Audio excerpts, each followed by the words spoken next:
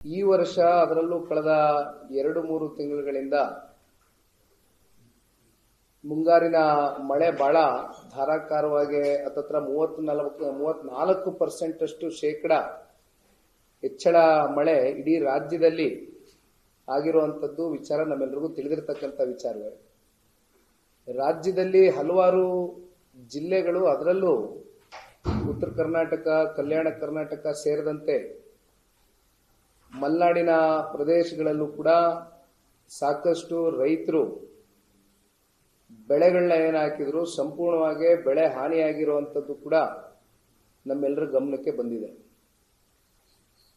ಹತ್ತತ್ರ 1,42,000 ಹೆಕ್ಟೇರ್ ಜಮೀನು ಕೃಷಿ ಪ್ರದೇಶ ಇವತ್ತು ಬಹಳ ದೊಡ್ಡ ಮಟ್ಟದಲ್ಲಿ, ಅದರಲ್ಲೂ ಕಲ್ಯಾಣ ಕರ್ನಾಟಕ, ಉತ್ತರ ಕರ್ನಾಟಕ ಭಾಗದಲ್ಲಿ ಹತ್ತಿ ಬೆಳೆಯುವಂತವರು, ಮೆಕ್ಕೆಜೋಳ ಬೆಳೆಯುವಂತವರು, ತೊಗರಿ ಬೆಳೆಯುವಂತವರು, ಈ ರೀತಿ ಹಲವಾರು ಬೆಳೆಗಳನ್ನ ಏನು ಹಾಕಿದ್ರು. ಈ ಬೆಳೆಗಳೆಲ್ಲ ಅತಿವೃಷ್ಟಿಯಿಂದ ಸಂಪೂರ್ಣವಾಗಿ ನಾಶ ಆಗಿದೆ. ಆದರೆ ಈ ವಿಚಾರಕ್ಕೆ ಸಂಬಂಧಪಟ್ಟಂತೆ ರಾಜ್ಯ ಸರ್ಕಾರ ಆಗಲಿ, ರಾಜ್ಯ ಸರ್ಕಾರದ ಉಸ್ತುವಾರಿ ಮಂತ್ರಿಗಳಾಗಲಿ ಯಾವುದೇ ರೀತಿಯಾದಂಥ ಸಂತ್ರಸ್ತರಿಗೆ ತುರ್ತಾಗಿ ನೆರೆಯನ್ನ ನೀಡತಕ್ಕಂಥದ್ರ ಬಗ್ಗೆ ಇಲ್ಲಿವರೆಗೂ ಕೂಡ ಆಯಾ ಪ್ರದೇಶಗಳಿಗೆ ಭೇಟಿನೂ ಕೂಡ ಕೊಟ್ಟಿಲ್ಲ.